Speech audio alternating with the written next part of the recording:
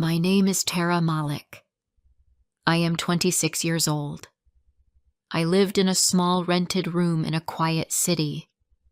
My room was small, cold, and very old. I had one bed, one chair, and a little table. I did not have much money. I did not have many things. I did not have a job. 2 months ago, I lost my job as a receptionist. I worked in a travel office. I helped people with tickets and simple questions. I liked my job, but the company closed one day. I had no warning. They told me, "We must stop. We are sorry." After that day, my life changed. I woke up early every morning. I made simple coffee. Then I sat in front of my old laptop.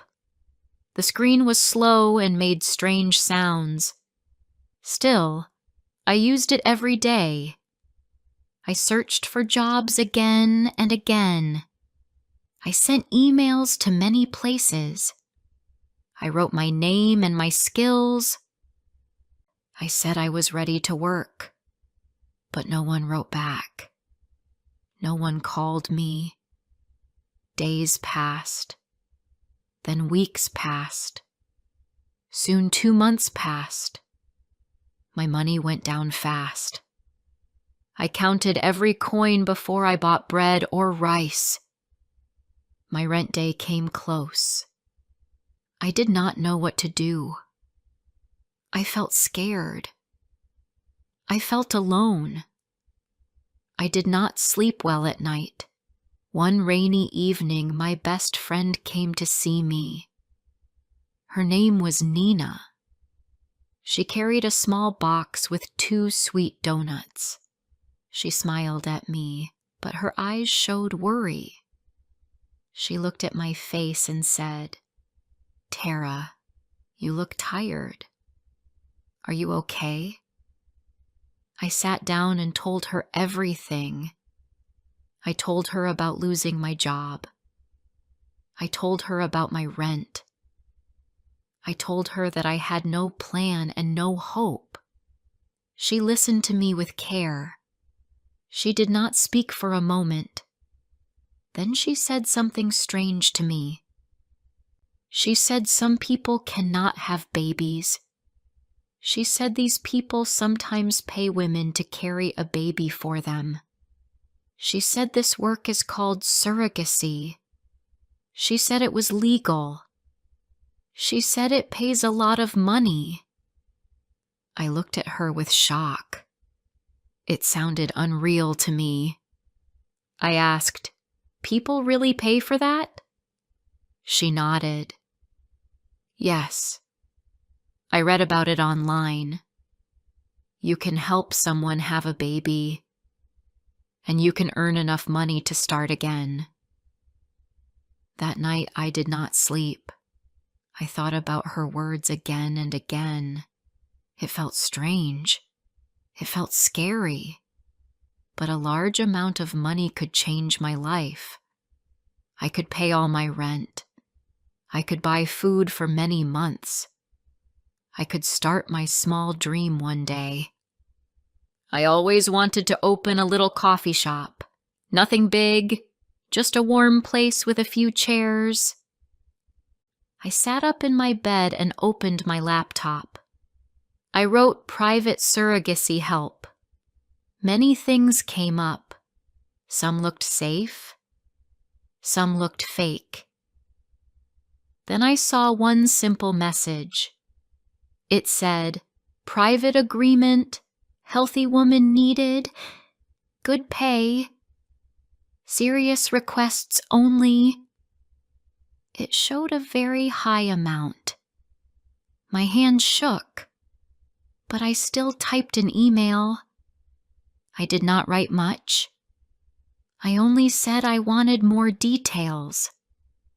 The next morning, I opened my email again. I saw one reply. It had an address. It asked me to come if I was serious. I felt sick in my stomach, but I also felt hope. I did not want to wait anymore. I wanted a way out. I got ready and took a bus. The address was far from my area. When I got off the bus, I saw a big white house. It looked clean, quiet, and rich. I felt small and weak when I stood in front of the door. My hand shook as I pressed the bell. After a few seconds, a tall man opened the door. He had calm eyes. He looked strong, but also tired. He said, "My name is Omar." He looked at me and said, "You must be Tara." I said yes, but my voice was soft. He let me inside. The house smelled of roses. The floor was clean and shiny. Everything looked in order, like nothing was ever out of place. He asked me to sit. He spoke in a slow, careful voice. He said this was a business plan. He said there would be no emotion in this plan. He said when the baby was born, I would leave. He said there would be no visits, no calls, no contact. He said I must live here for 9 months. He said no friends could come, no phone, no visitors. Everything must be private and quiet. He placed a paper in front of me. It was a contract. I looked at the words, but my mind felt heavy. I did not understand every part. I only saw the money, and the money was high. I thought about my empty wallet. I thought about my rent. I thought about my fear of the future. I picked up the pen. My hand shook, but I wrote my name. Just like that, my 9-month life began. At first, the house felt too big for me. The rooms were quiet. The hall was wide. When I walked, I could hear the sound of my steps. I had my own room with a window. The bed was soft. The room looked like a hotel room. A doctor came every morning. The doctor checked my blood and asked simple questions. I had to eat healthy food, fresh fruit, warm soup, whole grains, no fast food, no sweets. I had to rest each day. I had to stay inside. I could not go out for a walk. I could not call anyone. I could not text Nina. I felt like I lived in another world. Omar worked in his office most of the day. I did not hear much from him. When he spoke to me, he used short words. He asked, "Are you eating well?" He asked, "Do you feel okay?" His face stayed still. He did not smile. Not at first. One evening, I walked past the living room. I saw him sitting alone. He looked sad. His eyes were on the floor. When he saw me, he said, "You can sit." His voice was softer than before. We sat for a long time without words. Then he began to talk. He told me he lost his wife 2 years ago. He told me she was pregnant at that time. He told me they both died in an accident. He spoke quietly. His voice broke a little. My heart hurt for him. For the first time, I saw the man behind the cold face. After that day, things changed a little. He asked me small things. He said, "How was your morning?" He said, "Do you like tea?" He made warm tea for me sometimes. It was simple tea, but it felt special in that big, quiet house. Some days we talked about easy things. We talked about music. We talked about books. We talked about weather.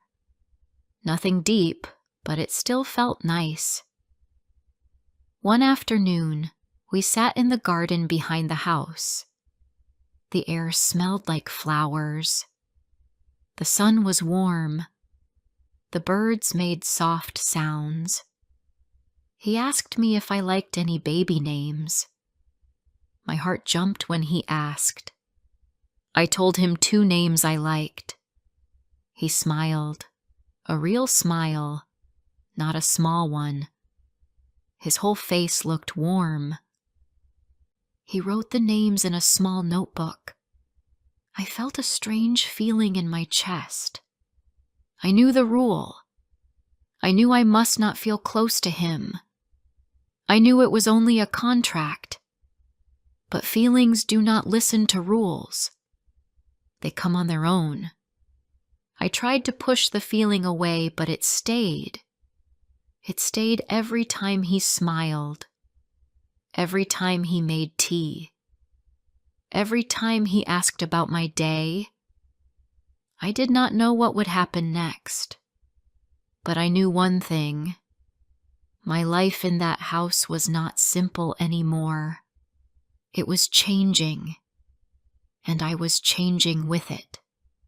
Before I continue rest of the story, please like, subscribe, share, and tell me where you are listening from. Your support means a lot to me. Now let's continue. The next weeks in the house felt slow and quiet. Each day looked almost the same. I woke up, ate breakfast, met the doctor, rested, read a book, and stayed in my room. But inside me, something new was growing. It was not only the baby. It was a soft feeling that I did not want to feel. I tried to stop it, but I could not. Omar spoke to me more often now. He still worked most of the day, but in the evenings he sometimes sat with me in the living room. We talked about simple things. He asked about my family. I told him I had no one close. He listened in a calm way. He did not judge me. He did not look down on me. For a long time, no one had listened to me like that. One morning I woke up feeling sick. I held my stomach and could not stand well. The doctor came fast. He checked me and said the baby was fine, but I needed more rest. When the doctor left, I saw worry on Omar's face. He asked, "Do you need anything?" His voice was soft. I said no, but he still brought warm soup for me. When he left the bowl on my table, his hand brushed mine for a moment. It was a small touch, but my heart jumped in my chest. I pulled my hand back fast. I did not want him to see my face because I knew my feelings were wrong. I knew the contract. I knew the rule. But my heart was moving in another way. That night I could not sleep. I thought about the future. In the contract, it said I must leave after the baby is born. No calls, no visits, no contact. I tried to picture myself walking away from the house. I tried to picture the baby in someone else's arms. My stomach felt tight. I did not know if it was fear or sadness. A few days later, something strange happened. I was in the kitchen, drinking warm milk. The doorbell rang. I did not move because I knew I must not answer the door. But I heard a woman's voice. It was sharp and angry. I stepped closer to the hall and looked. A tall woman with dark eyes was standing at the door. She looked angry. She pointed at me without even greeting. She asked Omar, "Who is this woman?" Her voice was loud and full of fire. I felt like she could see inside me. I wanted to hide. Omar said in a calm voice, "She is the surrogate." The woman stared at me like I was a problem. She said, "This is how you try to fix your life? This is how you move on?" Her voice shook. Then she walked away fast, without saying goodbye. After she left, I felt very small. I felt like I should not be there. I went to my room and sat on my bed. My hands were cold. A few minutes later, Omar came to the door. He said only, "She does not matter." His voice was firm, but it did not help me. I whispered, "Do I matter?" But he did not give an answer. He just turned and left the room. His silence hurt more than loud words. The next days felt heavy. I tried not to think too much, but his silence stayed inside me. I felt like a shadow in the house. I wanted to ask him what he felt. I wanted to know if I was just part of the plan. But I could not ask. I did not want to sound weak. One afternoon, when the house was quiet, I decided to clean his study. It was something small I could do. Maybe it would help me feel normal again. The study was neat, but the desk had papers everywhere. I began to put them in order. Then I opened a drawer. Inside the drawer, I saw a photo. It was a photo of me, but it was an old photo from months before I met him. I froze. My hands shook. How did he find this? Why did he keep it? My heart raced fast. I took the photo and waited for him to come home.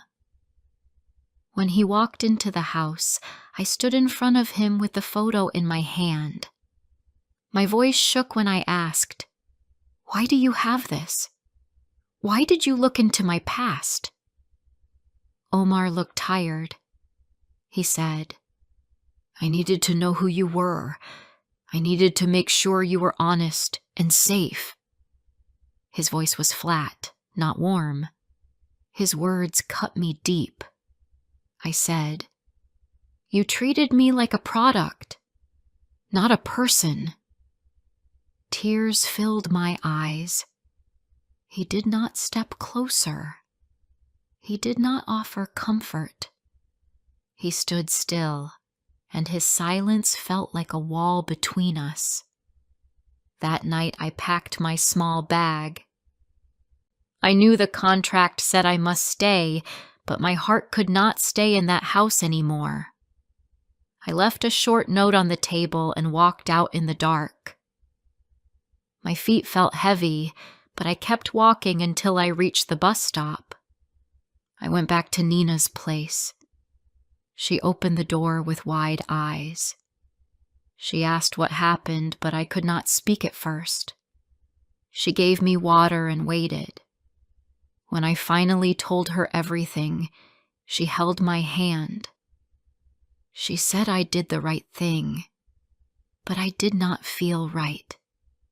I felt empty. 2 weeks passed. I stayed in Nina's small room. She tried to make me smile, but my mind stayed in that white house. My belly grew bigger. One morning, I felt a soft kick from the baby. I placed my hand on my stomach and cried. I wanted to show that kick to Omar. I wanted him to feel it too. But I had walked away. Later that day, someone knocked on the door. I thought it was Nina, but when I opened it, my breath stopped. Omar was standing there. His eyes looked tired. He held a small bunch of white flowers in his hand. He did not look angry. He looked sad. He said my name in a soft voice. He said, "I broke my own rules." I looked at him with wide eyes. He said, "I said no love, but I fell in love with you." My heart jumped. I could not speak. He stepped closer and said, "I do not want this to be only a plan. I want you to stay. Not only for the baby. I want a family with you." A warm feeling filled my chest. I was scared, but I also felt safe. I stepped closer and looked into his eyes.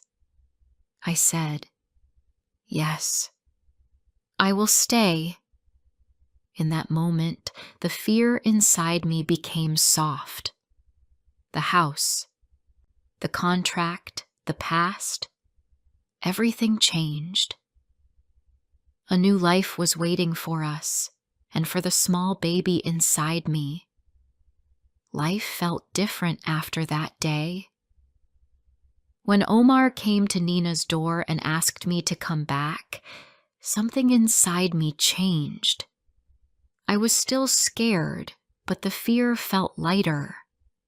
I could see honest care in his eyes. I could hear it in his voice. I could feel it in the way he looked at my belly, like the baby already mattered to him. When we returned to the White House, it did not feel cold anymore. It felt warm in a quiet, simple way. Omar carried my small bag and asked if I was tired or hungry. I saw that he was trying. He wanted to do things right. The next morning felt peaceful. I woke up and listened to the calm house. For the first time, the silence did not hurt me. The doctor came for my checkup. Omar stayed close and asked simple questions about the baby. He never did that before. He wanted to learn. He wanted to understand me. Later, we sat in the living room. Omar looked at me and said, "I know I made mistakes. I know I was cold. I did not know how to open my heart again, but I want to try now. With you." His voice was soft and honest. I told him, "I want to try too." The next weeks passed in a slow and warm way. We talked more. We laughed sometimes. He still worked for long hours, but he made time for me every evening. He made tea for me. We sat in the garden and talked about baby names. When the baby moved, he placed his hand on my belly. His face always became soft. Some days I was scared. I was scared of losing this new feeling. I was scared he would change his mind. But every time he asked about my day or held my hand, the fear slowly went away. One day, the woman who shouted at the door came again. Omar was not home. When I opened the door, she looked at me with anger. She asked, "You came back?" Then she said, "You think he will forget the past because of you." Her words were heavy, But this time I did not step back. I said in a quiet voice, "I am not fixing him. We are trying together." She looked surprised, then walked away. That evening, I told Omar what happened. He looked worried and said, "I am sorry you had to face that. I will not let her trouble you again." His voice was strong, but also caring. I believed him. As time passed, my belly grew big. I moved slow and needed help with small things. Omar stayed close. When I felt pain or fear, he sat with me until it passed. The doctor said the baby was healthy. Each week, hope grew inside me. One night, a storm hit the city. Rain hit the windows. Wind made loud sounds. I felt sharp pain in my stomach again and again. At first, I tried to stay calm, but the pain became stronger. I called for Omar. He came fast. He looked at me once and said, "It is time." He helped me into the car. The rain was heavy, but he drove with calm hands.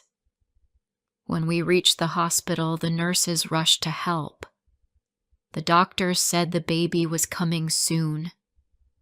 The pain was strong. I held the bed and tried to breathe. Omar stood by me. He held my hand the whole time. He kept saying, "You are strong. You can do this." After long hours, I heard a soft cry, a tiny, warm sound. A nurse placed a small baby boy in my arms. My heart opened in a way I had never felt before. Tears ran down my face. He was perfect. Omar looked at the baby with wide, shaking eyes. He touched the baby's hand and whispered, "My son." Tears fell from his eyes. When he looked at me, he said, "Thank you for giving me a family again." I said, "We are a family now." When we went home, the house felt alive. The baby cried, smiled, and slept in a small bed next to mine. Omar sat with us every night and watched him sleep. The house did not feel empty anymore. It felt full of hope. One evening, when the baby was 1 month old, Omar took my hand. He said, "Our story began in a strange way, but I know one thing now. I do not want a life without you." I looked at him and said, "I do not want a life without you too." We were no longer alone. We had each other. We had a home. We had a future. And we had a little boy who brought us together. A new family. A new start. A new love. Thank you for listening to this story. If you enjoyed this story, please like the video and subscribe to English Medium Stories. Stay with us for more classic stories in easy English. My name is Emily. I am a writer.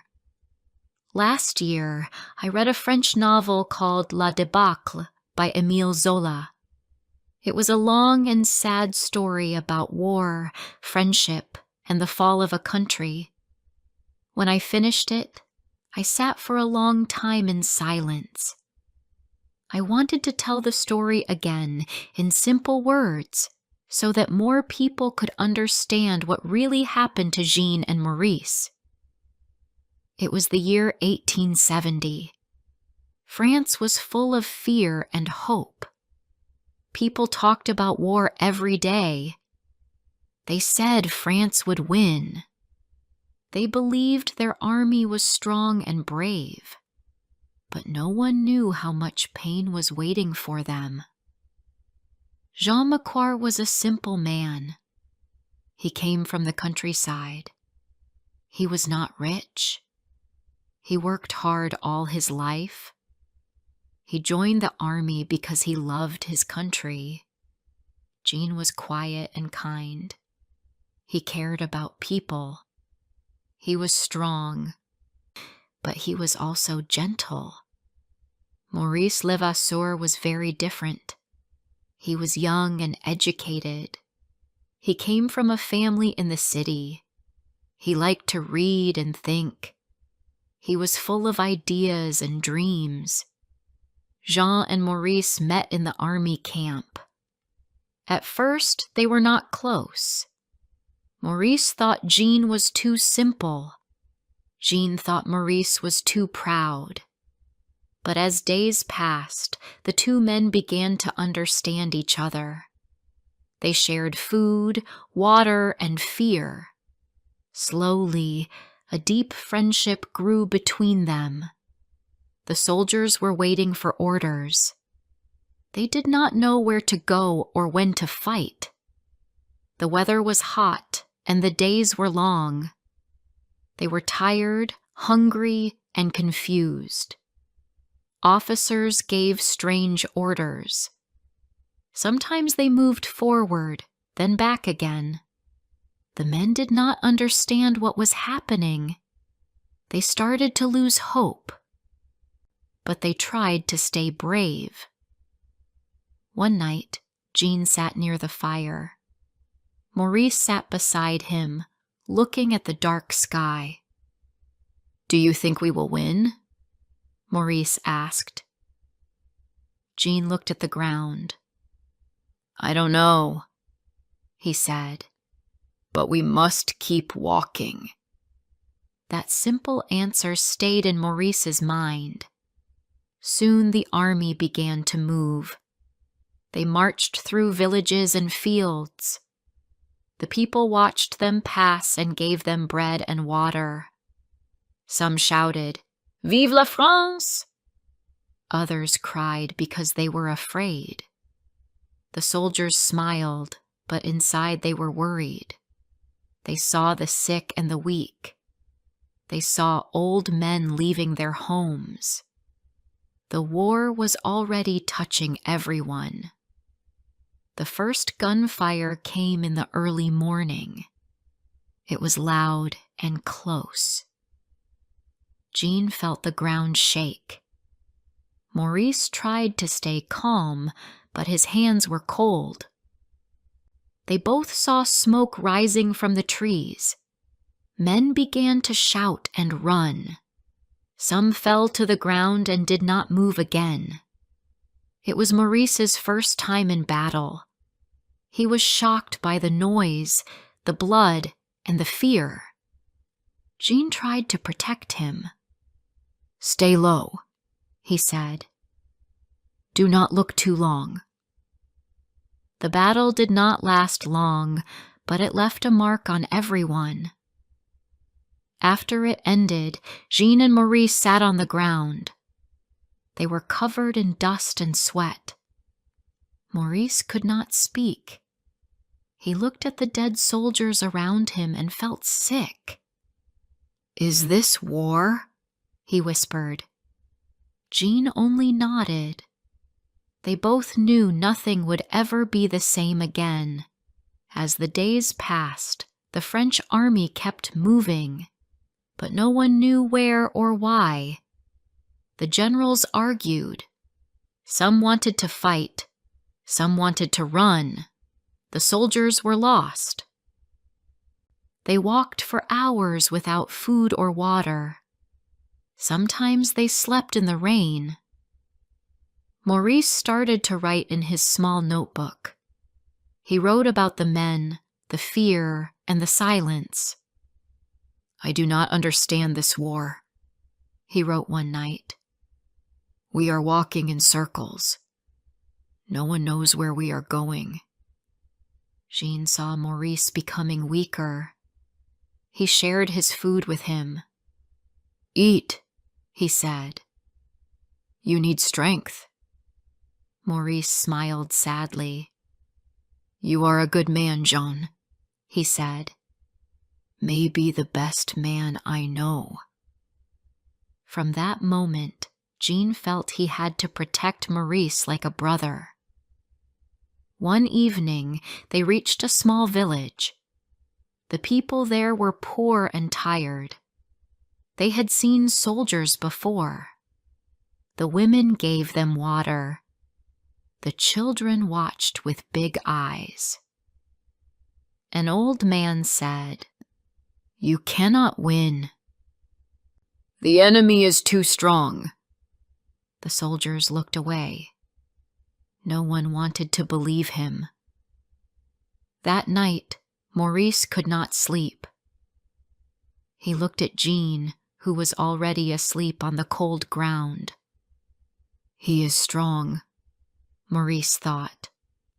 "He believes in duty. I believe in ideas. But maybe duty is stronger than ideas." The next morning, they heard new orders. They were told to move toward a place called Sedan. The men did not know that Sedan would change everything. They walked through fields full of smoke. They saw villages burning. They saw mothers crying for their sons. Maurice felt a pain in his heart. He had never seen such suffering. As they came closer to Sedan, they saw the Prussian army everywhere. The enemy had more men, more guns, and more food. The French soldiers were trapped.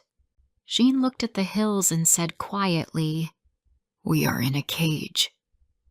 Maurice felt his hands shake. "Maybe we can still fight," he said. Jean looked at him sadly. "We can fight, but we cannot win." That day, the sky was gray. The smell of smoke was in the air. The battle began again. Cannons roared. Horses screamed. Men shouted for help. Jean and Maurice ran side by side. They were afraid, but they did not stop. They tried to hold their line, but it was too late.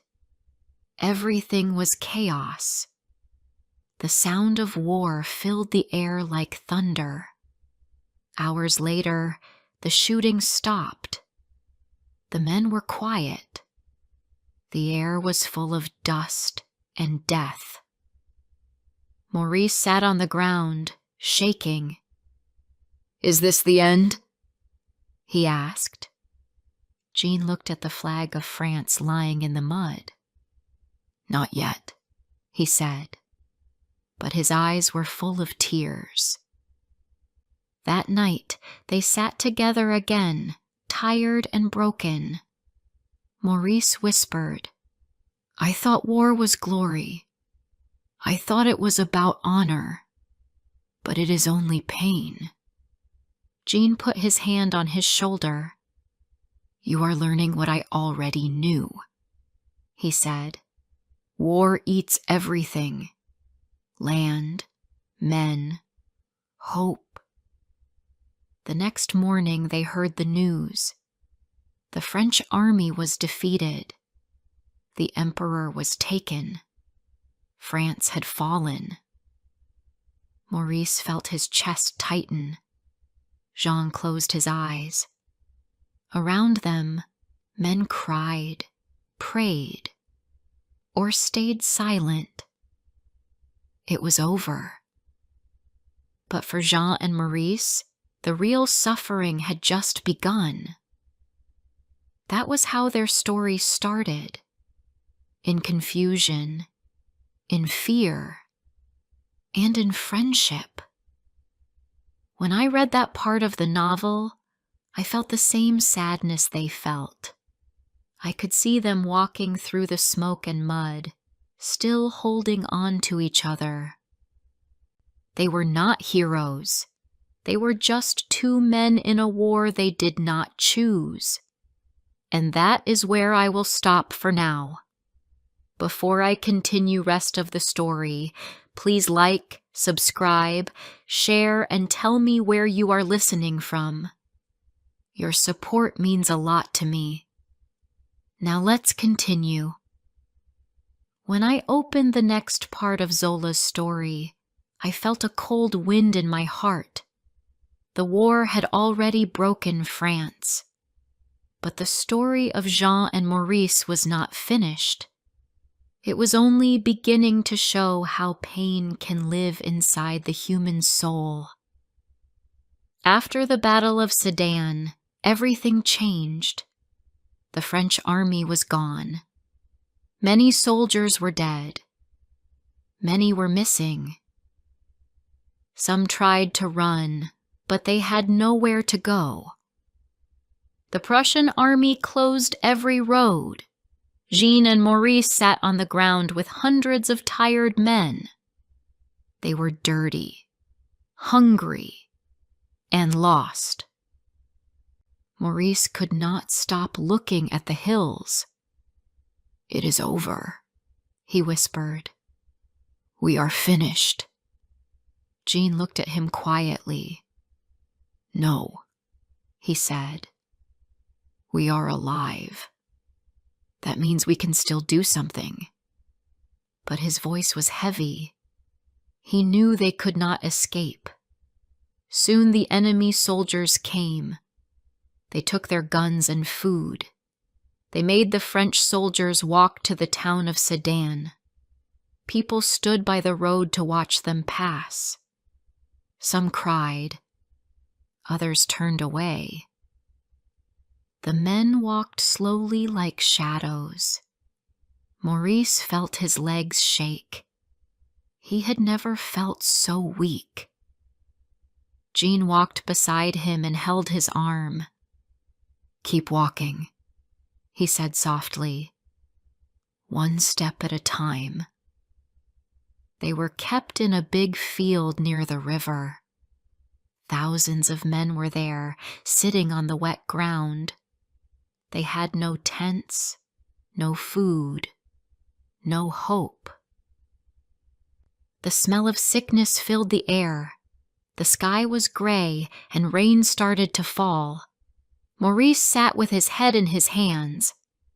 "What is the meaning of this?" he asked. "Why must people die like this?" Jean did not answer. He looked at the river and thought about home.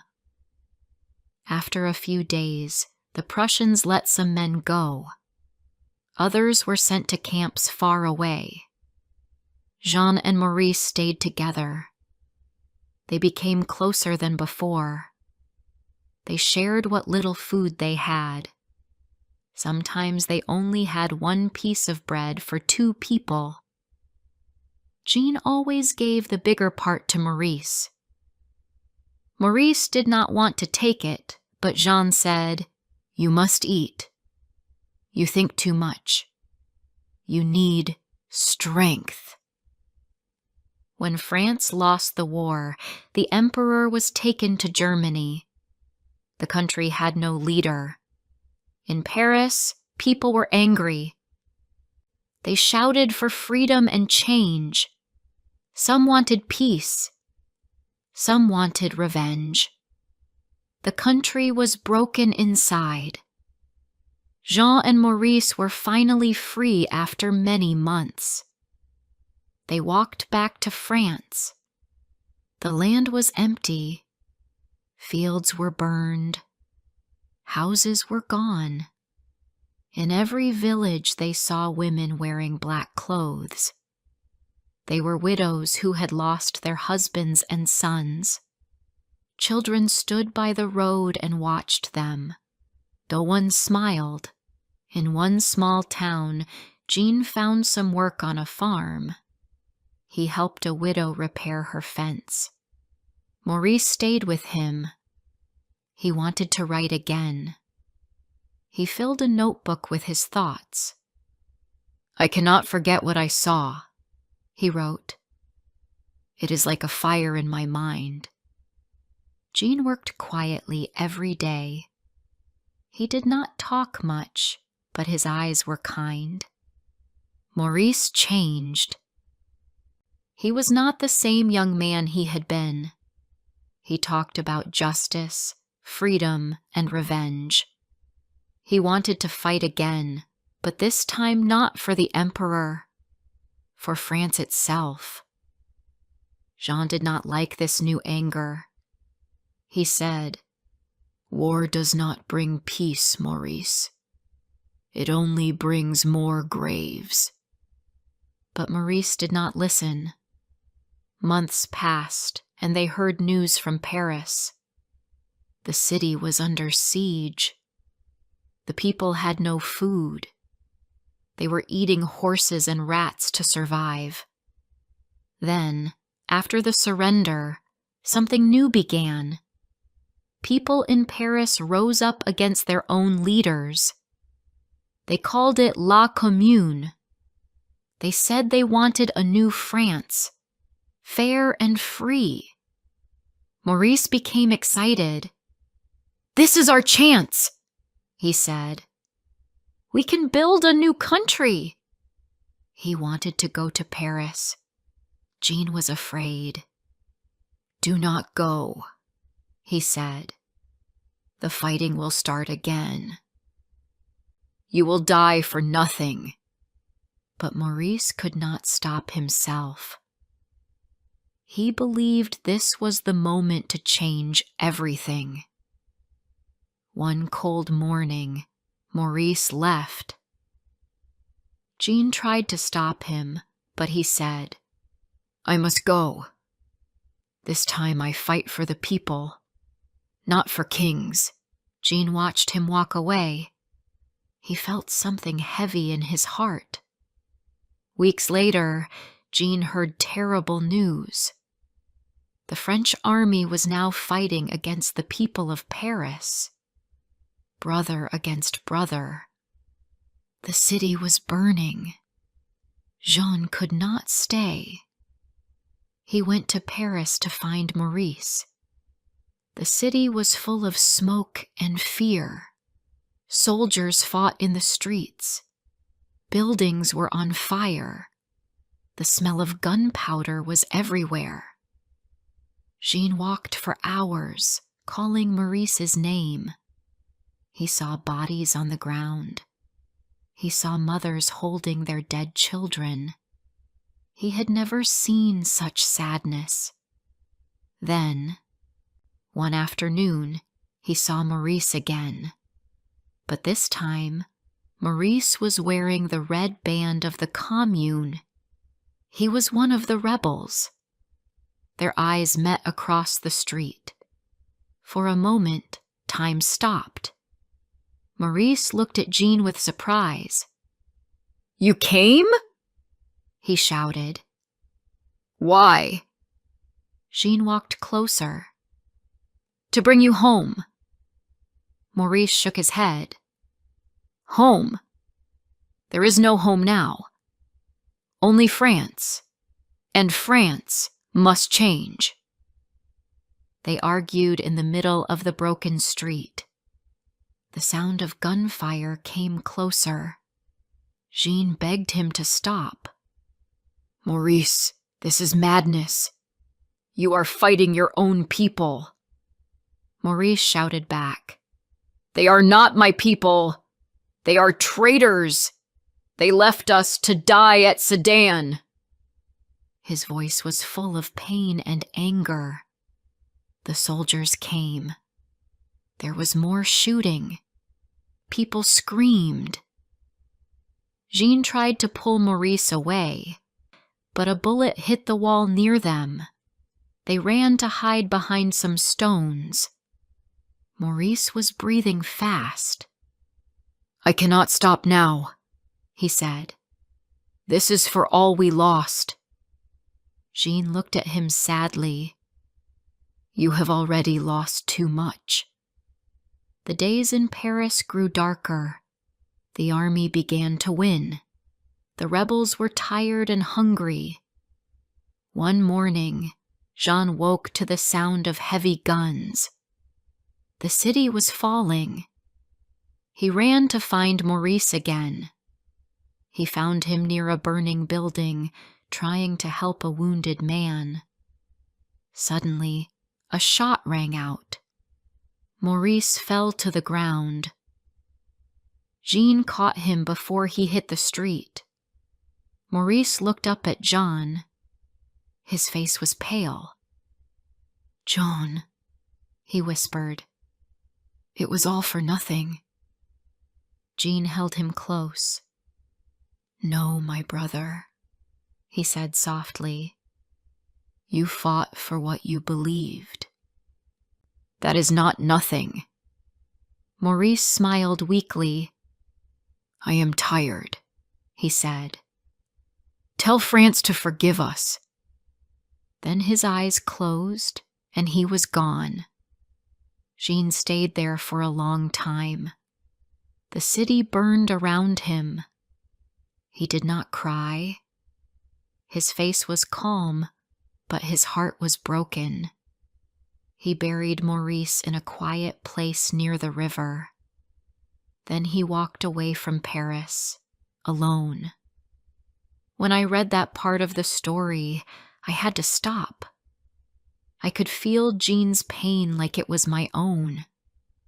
Zola showed not only the death of one man, but the death of a whole country. France lost its pride, its peace, and its hope. And yet there was still something human in Jean's silence. The small, quiet love between two men who met in war and stayed brothers until the end. After Maurice's death, Jean walked away from Paris. The city was full of smoke and broken dreams. Every street had blood on the stones. Houses were black from fire. People walked slowly, as if they had lost their souls. Jean did not look back. He felt that nothing good could come from looking back. He walked for days without food. He passed empty farms and burned villages. The war had touched everything. Even the birds were gone. He slept in barns and under trees. His boots were torn. His face was thin, but still, he walked. He did not know where he was going. He only knew he had to move.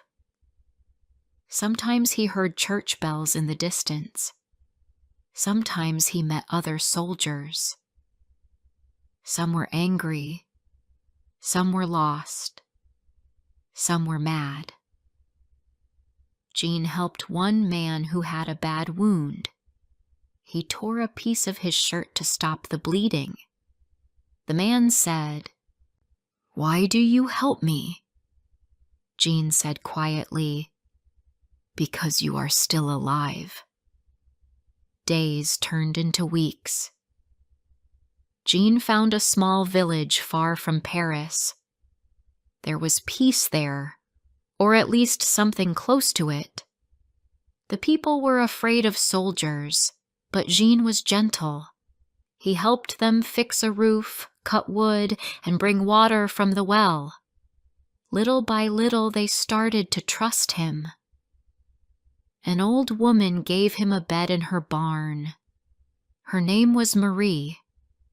She had lost her 2 sons in the war. One died in battle, the other never came home.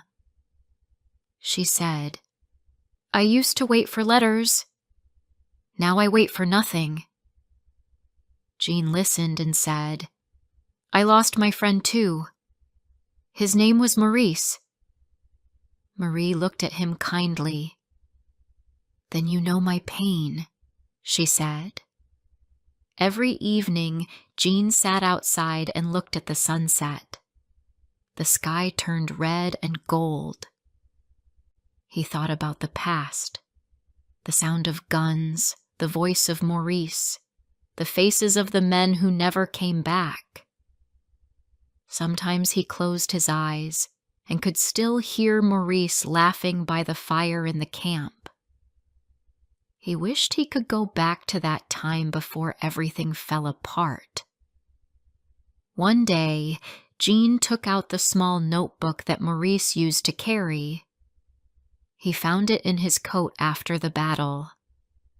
The pages were wet and dirty, but some words were still clear. Maurice had written about dreams, freedom, and hope. "France will rise again," one line said. Jean touched the words with his fingers. He whispered, "I hope you are right." Years passed. Jean stayed in the village. He worked in the fields and helped rebuild houses. He never married. He did not talk much, but everyone respected him. When people asked about the war, he said little. "It was a time of great pain," he would say. "We lost much, but we must keep living." Sometimes children asked him about the man in the notebook. He said, "His name was Maurice. He was my friend. He wanted to change the world." The children listened with big eyes. One boy asked, "Did he win?" Jean smiled sadly. "No," he said, "but he tried."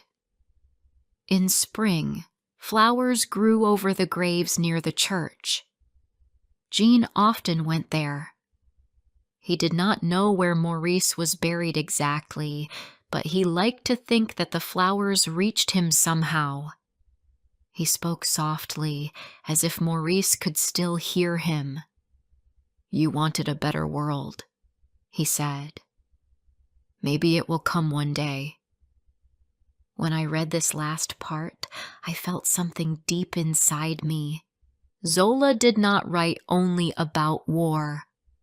He wrote about what it means to be human, to lose, to love, to hope again after everything is gone. Jean was not a hero. He was just a man who learned to keep walking even when his heart was heavy. The story of Jean and Maurice is not about victory. It is about survival. It is about friendship that stays alive even after death. It is about how one life can change another. Maurice gave Jean a reason to keep living, and Jean gave Maurice a chance to be remembered. Sometimes I think about them when I see the world now. We still fight wars.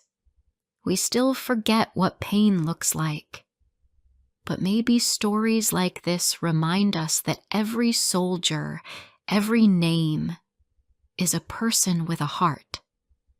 At the end of La Débâcle, Jean stands in a field as the sun rises. The air is cold. The light touches his face. He feels the world moving again. He whispers, "It is over now." But deep down, he knows it never really is. The memories will stay forever, but he also knows that life, somehow, continues. When I closed the book, I cried a little. I thought of all the people who lived and died in that time. I thought of Jean, still walking, still believing that kindness matters. That is what Zola wanted us to see, that even when everything falls, a small part of goodness can survive. And so, this is the story of Jean and Maurice, two men in a lost war, two hearts broken by the same country they loved. But through their pain, we see something greater, the strength to stay human when the world forgets what that means. Thank you for listening to this story. If you enjoyed this story, please like the video and subscribe to English Medium Stories.